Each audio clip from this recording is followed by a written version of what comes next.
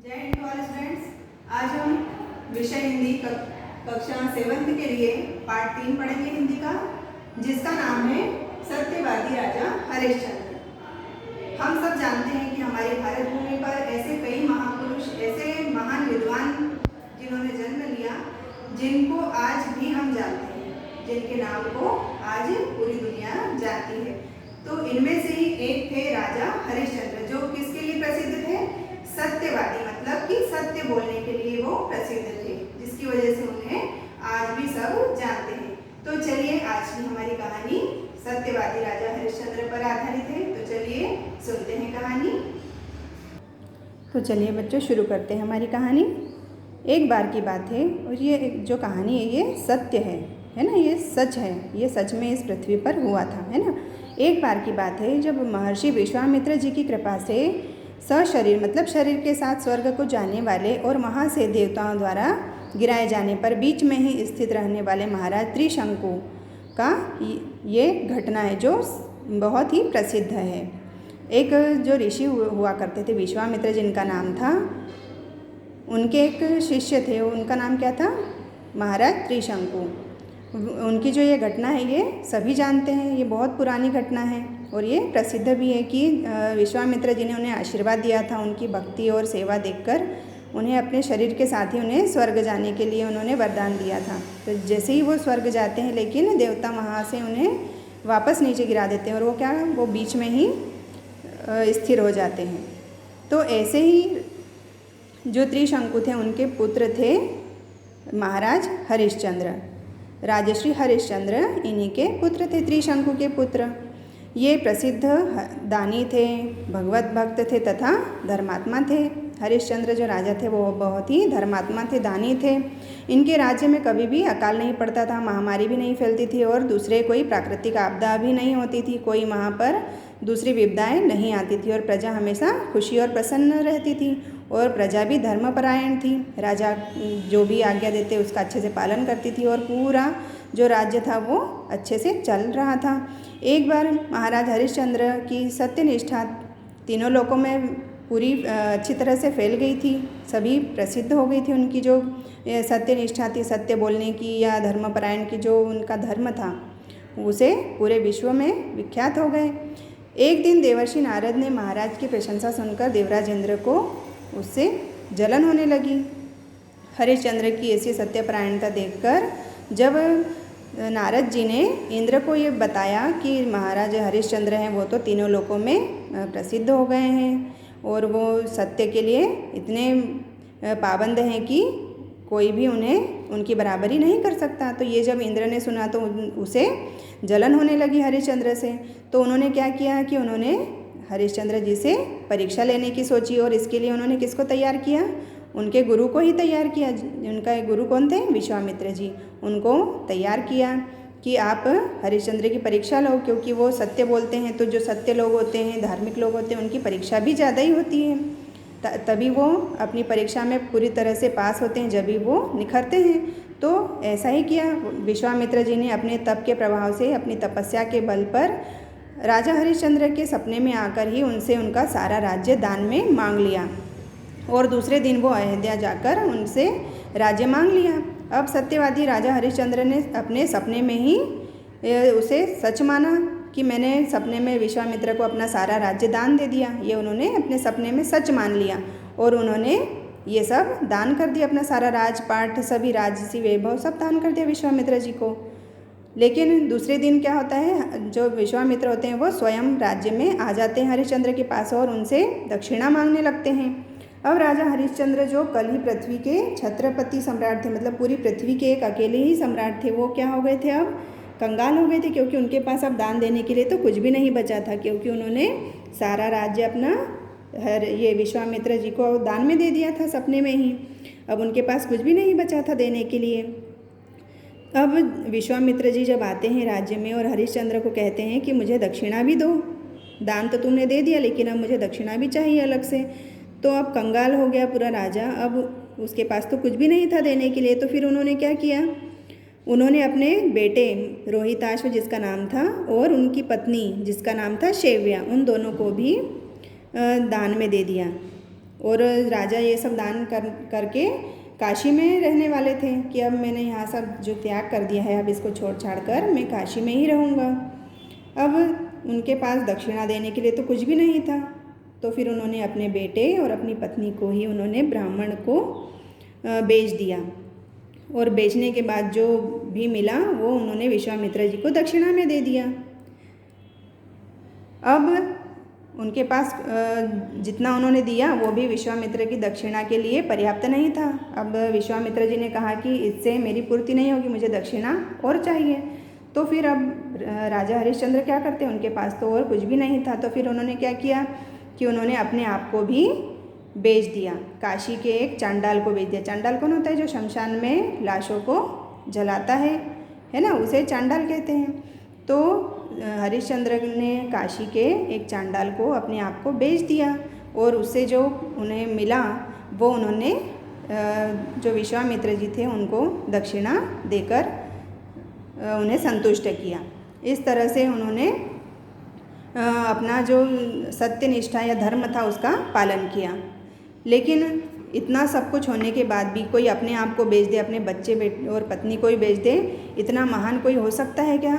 अगर कोई साधारण व्यक्ति ऐसा करता तो वो क्या टूट जाता, पूरी तरह से दुखी हो जाता। लेकिन यहाँ पर हरिश्चंद्र ने इसका कोई भी दुख संताप न महसूस करते हुए उन्होंने सिर्फ इसे अपनी सत्यनिष्ठा की परीक्षा ही समझी, और वो इस परीक्षा में खरे उतर रहे थे, और वो और भी अधिक दीप्तिवान हो रहे थे, मतलब और भी ज़्यादा निखर गए। इस प्रकार धर्मात्मा पुरुष भी संकटों में पड़कर और चमक उठते हैं। इसलिए धर्म से कभी भी हमें पीछे नहीं हटना चाहिए। उनकी धर्मनिष्ठा विपत्ति की अग्नि में भस्म होने के बदले और ज़्यादा उज्जवल हो गई। अब राजा हरिश्चंद्र क्या हो गए थे? एक चांडाल के सेवक बन गए थे, वो जो शमशान में लाशों को जलाता है, अब उनके नौकर बन गए थे। सेवक मतलब नौकर बन गए थे। एक चक्रवर्ती सम्राट जो एक पूरे पृथ्वी के सम्राट थे, वो अब क्या करते थे? शमशान में रात्रि के समय रात में पहरा देने का काम करने लगे थे। वो इसके लिए मजबूर हो गए थे क्योंकि उनके पास और कोई दूसरा रास्ता भी नहीं था, क्योंकि उन्होंने सारा अपना राजपाट सब विश्वामित्र जी को दे दिया था। लेकिन हरिश्चंद्र का धैर्य अभी भी नहीं टूटा था। उन्होंने इसे भगवान की इच्छा समझकर स्वीकार कर लिया था, क्योंकि सत्य का आचरण करना ही उनका एकमात्र सहारा था। जो उन्होंने प्रतिज्ञा ली हुई थी कि वो हमेशा सत्य बोलेंगे, इसलिए उन्होंने ये सब किया। अब क्या हुआ? दूसरी तरफ महारानी जो शैव्या थी वो भी एक ब्राह्मण के घर दाई का काम करने लगी थी, और अपना जो छोटा सा बेटा था रोहिताश्व, वो भी वहाँ पर जो ब्राह्मण कहता उनकी आज्ञा का पालन चुपचाप कर लेता। अब ब्राह्मण क्या, उसके यहाँ जो भी नौकर होते हैं, जो भी काम करते हैं, तो वो तो उनसे काम भी लेते हैं और गलती होने पर उन्हें डांटते भी हैं। तो अगर रोहिताश्व से कुछ गलती हो जाती थी तो वो उसे डांटते थे, और रोहिताश्व क्या करता था? चुपचाप कोने में जाकर रो लेता था। अब एक दिन ब्राह्मण ने उस बच्चे को, रोहिताश्व को, फूल लाने के लिए कहा। अब जैसे ही बच्चा फूल लेने के लिए जाता है, वहाँ थोड़ा सा अंधेरा था शाम के समय। अब अंधेरे में उस बालक को दिखा नहीं, और क्या हुआ कि उस बच्चे को एक सांप ने काट लिया। अब जैसे ही सांप ने काटा, वो बच्चा वहीं पर मर गया। जो महारानी शैव्या, हरिश्चंद्र का जो बेटा था रोहिताश्व, उसे सांप ने काट लिया और वो मर गया। अब बेचारी जो रानी थी उसके पास, वो तो बहुत ही लाचार थी, उसके पास कुछ भी नहीं था। वो अपने मरे हुए बच्चे को कैसे दफनाती, कैसे उसका अंतिम संस्कार करती, वो बड़ी अकेली पड़ गई। कोई ना ही उसका कोई सहारा था वहाँ पर, और ना ही कोई उसे धीरज बंधाने वाला था। वो बहुत ही दुखी हो गई। महारानी शैव्या बहुत दुखी हो गई, क्योंकि उसे अपने बच्चे को अंतिम संस्कार करना था, लेकिन उसके बच्चे को कोई भी वहाँ पर शमशान में ले जाने वाला भी नहीं था। अब वो बहुत ही दुखी हो गई। वो जैसे तैसे करके अपने बच्चे को शमशान तक ले गई और वहाँ पर उसका अंतिम संस्कार करने के लिए गई वहाँ पर। लेकिन वो बहुत ही रोती बिलखती। जैसे ही वो वहाँ पहुँची तो वहाँ पर कौन था? हरिश्चंद्र राजा थे, जो वहाँ पर पहरेदार का काम कर रहे थे। और अब उनके सामने क्या मुसीबत आ गई कि उनकी जो पत्नी थी शैव्या, उसके पास तो कुछ भी नहीं था देने के लिए। और हरिश्चंद्र को उनके जो मालिक थे उन्होंने आज्ञा दे रखी थी कि बिना कुछ भी हो जाए, बिना तुम कर लिए, मतलब कि लाशों को जलाने के लिए वहाँ पर कुछ पैसे देना पड़ते, उसके बाद ही लाशों को जलाने देते। अब जब शैव्या वहाँ पर पहुँची तो उसके पास तो कुछ भी नहीं था, और जो राजा हरिश्चंद्र थे उनके पास अपने मालिक की बात सुनना, उनके धर्म का पालन करना, ये सबसे बड़ी बात थी। तो उन्होंने जब रोती बिलखती शैव्या को देखा तो वो भी दंग रह गए कि अरे, मन में तो उन्हें बहुत दुख हो रहा था लेकिन धर्म के आगे वो पीछे नहीं हटे। तो उन्होंने ये सब देखते हुए भी उन्होंने शैव्या से कर मांगा कि बिना कर दिए तो मैं इस बच्चे को नहीं जला सकता, क्योंकि मेरे मालिक की आज्ञा है।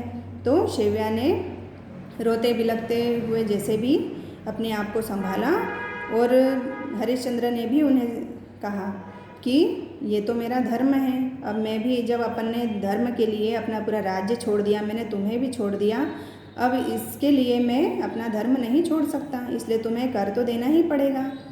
तो रोती बिलखती शैव्या ने कहा कि मेरे पास तो कुछ भी नहीं है देने के लिए, कैसी अजीब स्थिति हो गई है, बस मेरे पास तो इस बच्चे को ओढ़ाया हुआ ये साड़ी का मैला सा कपड़ा है, इसे ही मैं दे सकती हूँ, इसे ही आप अपना कर समझकर ले लीजिए, आधा फाड़ लीजिए इसमें से साड़ी को और अपना कर वसूल कर लीजिए, और इस बच्चे का अंतिम संस्कार करने दीजिए मुझे। इतना कहने पर हरिश्चंद्र जी ने भी ऐसा ही किया। उन्होंने साड़ी का आधा टुकड़ा ले लिया, और जैसे ही वो साड़ी फाड़ने लगे और तभी वहाँ पर भगवान प्रकट हो गए। जैसे ही हरिश्चंद्र ने साड़ी का टुकड़ा फाड़ने जा रहे थे और वहाँ पर भगवान प्रकट हो गए, क्योंकि ये सब तो भगवान की लीला थी। वो हरिश्चंद्र जी की परीक्षा ले रहे थे कि वो अपने इस धर्म में कितने खरे उतरते हैं, ये हरिश्चंद्र की परीक्षा चल रही थी, है ना। तो जहाँ पर धर्म होता है वहाँ पर ही भगवान का रूप होता है, जहाँ जहाँ सत्य है, धर्म है, वहीं स्वयं भगवान प्रत्यक्ष रूप में विद्यमान होते हैं। तो जैसे ही हरिश्चंद्र साड़ी का टुकड़ा फाड़ने लगे, वहाँ भगवान प्रकट हुए। देवराज इंद्र तथा दूसरे भी जो ऋषि मुनि थे, विश्वामित्र थे, देवता थे, वे सभी वहाँ पर आ गए, और धर्म ने प्रकट होकर बताया कि मैं स्वयं चांडाल बना। इंद्र ने अमृत वर्षा करके कुमार रोहिताश्व को वापस से जीवित कर दिया, और धर्म और सदाचार की यहाँ पर विजयी हुई। भगवान ने हरिश्चंद्र को भक्ति का वरदान दिया। इंद्र ने उनसे पत्नी के साथ सशरीर मतलब शरीर के साथ चलने की प्रार्थना की, लेकिन हरिश्चंद्र ने क्या कहा, मेरी प्रजा मेरे वियोग में बहुत ही दुखी होगी या दुखी हो रही होगी, मैं अपने प्रजा को छोड़कर स्वर्ग नहीं जाना चाहूँगा। यह था उनका युग का प्रजा वात्सल्य, है ना। वो अपनी प्रजा से बहुत ही प्यार करते थे, इसलिए उन्होंने जब इंद्र ने उन्हें वरदान देना चाहा तो उन्होंने क्या कहा कि नहीं, मुझे मत स्वर्ग ले जाओ, मेरी प्रजा को भी साथ में ले चलो, तभी मैं जाने के लिए तैयार हूँगा। लेकिन इंद्र ने कहा कि राजा, आपके इतने पुण्य हैं कि आप अनंत काल तक स्वर्ग में रह सकते हैं। यह तो ईश्वर का विधान है, क्योंकि सबके कर्म अलग अलग होते हैं, प्रजा के लोगों के भी कर्म अलग अलग होंगे, सबको एक साथ मैं स्वर्ग कैसे ले जा सकता हूँ, इंद्र ने कहा। लेकिन कर्मवाद कर्मों के कर्ताओं को अलग अलग फल देने का विधान करता है। यह एक सिद्धांत है कि हर व्यक्ति अलग अलग कर्म करता है, कोई अच्छा करता है, बुरा करता है, तो उन सभी के कर्म भी अलग होंगे, तो सभी को स्वर्ग नहीं ले जाया जा सकता है। लेकिन हरिश्चंद्र फिर भी अपनी बात पर अड़े रहे। उन्होंने कहा, मैं अपना सारा पुण्य अपनी प्रजा को दे दूँगा, मैं स्वयं स्वर्ग में नहीं जाना चाहता, आप उन्हीं लोगों को स्वर्ग ले जाइए जो मेरी प्रजा के लोग हैं, उन्हें आप स्वर्ग ले जाइए, मैं उनके पाप भोग लूँगा। ये सब हरिश्चंद्र कह रहे थे इंद्र से। फिर महाराज की मतलब हरिश्चंद्र की ऐसी अपनी प्रजा के प्रति प्रेम, उदारता, उनके प्रति प्रेम, ये सब देखकर देवता सब बहुत ही खुश हुए, और उन्होंने महाराज के प्रभाव से समस्त अयोध्यावासी अपने स्त्री मतलब पति पत्नी सहित पुत्र आदि पूरे परिवार सहित वे सब स्वर्ग को गए, और राजा हरिश्चंद्र भी स्वर्ग को गए। हरिश्चंद्र का सत्य आचरण और आदर्श धर्म सदाचरण बनकर रह गया, और आज भी उन्हें हम सब सत्यवादी राजा हरिश्चंद्र के नाम से जानने लगे, और उनका जो नाम है वो आज सदा के लिए अमर हो गया है, और उनकी ये जो दिव्य गाथा है वो सभी आज जानते हैं। किस लिए? सत्य परायण होने के लिए। तो ये थी हमारी कहानी राजा हरिश्चंद्र, सत्यवादी राजा हरिश्चंद्र। आशा करती हूँ आप सभी को अच्छे से समझ में आई होगी, है ना। क्योंकि राजा हरिश्चंद्र ने अपने सत्य और धर्म के पालन के लिए अपने परिवार तक को और अपने आप तक को कुर्बान कर दिया, मतलब अपने आप को भी बेच दिया। तो हमें भी हमारे जीवन में सत्य का पालन करना चाहिए, तभी हमें ईश्वर की प्राप्ति होती है। हम सभी को भी अपने कर्म के प्रति सदा अच्छे से पालन करना चाहिए। ठीक है, तो चलिए आज के लिए इतना ही। जय हिंद, धन्यवाद।